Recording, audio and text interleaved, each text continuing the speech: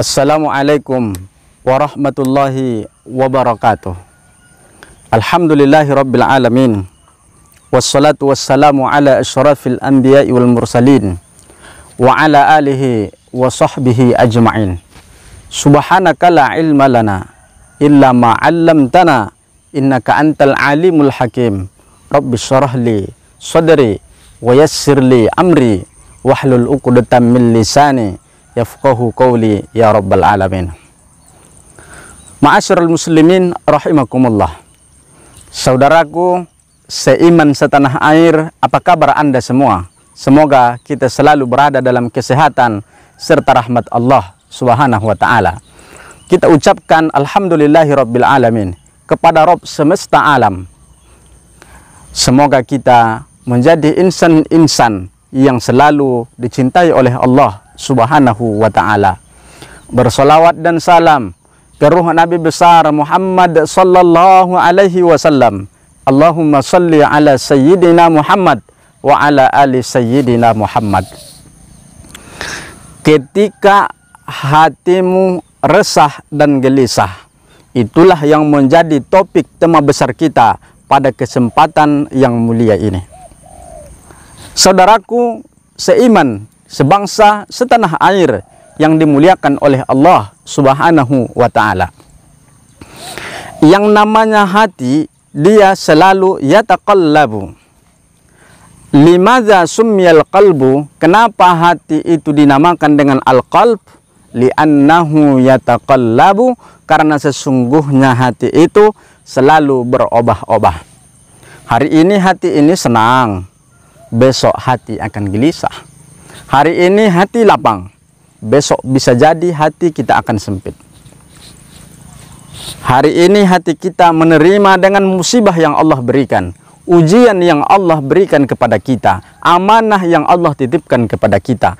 Besok jadi hati kita sempit menerimanya.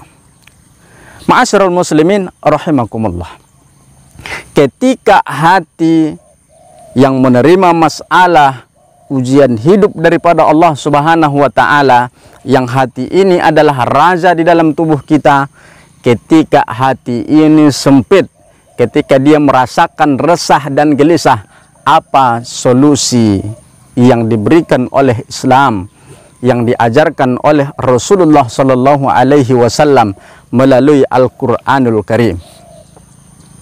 Maka Al-Quran mengajarkan kepada kita, kalau hati kita resah dan gelisah, susah payah, ganda, galau dan gundah gulana, maka kata Al-Quran, Rasulullah Sallallahu Alaihi Wasallam buat catatan manis melalui perintah Allah dalam Al-Quran adalah berzikir kepada Allah Subhanahu wa ta'ala. Ma'asyiral muslimin, sebangsa dan setanah air yang dimuliakan oleh Allah Subhanahu wa ta'ala. Maka zikir dapat mendamaikan hati yang sedang gundah gulana. Maka zikir dapat menetralisir kemarahan yang ada di dalam hati kita. Maka zikir bisa menjadikan hati yang kosong menjadi ingat kepada Allah, sehingga semua apapun masalah yang kita miliki, apapun masalah besar yang kita rasakan, dengan berzikir kepada Allah Subhanahu wa ta'ala, maka hati yang resah akan menjadi lapang. Berzikir, Allah Subhanahu wa ta'ala ingatkan kita dalam Al-Quran, A'udzubillahi minasyaitonir rajim. Bismillahirrahmanirrahim. Alladzina amanu, orang-orang yang beriman, kata Allah, tatma'innu qulubuhum bizikrillah. Hati mereka, orang-orang yang beriman itu, tatma'innu qulubuhum, hati mereka akan tenang, hati mereka akan tentram, hati mereka akan damai. Bizikrillah, ketika mereka berzikir dengan Allah Subhanahu wa ta'ala. Ala bizikrillahi tatma'innul qulub. Ingatlah, dengan berzikir kepada Allah Subhanahu wa ta'ala, hati kita akan menjadi tenang. Oleh karena itu kaum muslimin di seluruh tanah air penjuru bumi yang dimuliakan oleh Allah Subhanahu wa ta'ala, kalau kita sedang gundah gulana, cepat kembali berzikir, ingat kepada Allah Subhanahu wa taala.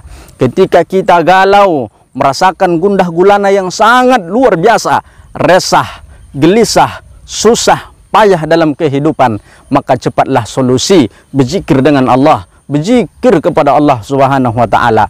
Maka demikian itu akan menjadikan hati kita tenang, hidup akan bermartabat, hidup akan menjadi indah dengan zikir, hidup akan lebih bermakna ketika kita bisa berzikir kepada Allah Subhanahu wa taala. Demikianlah tausiah yang singkat ini.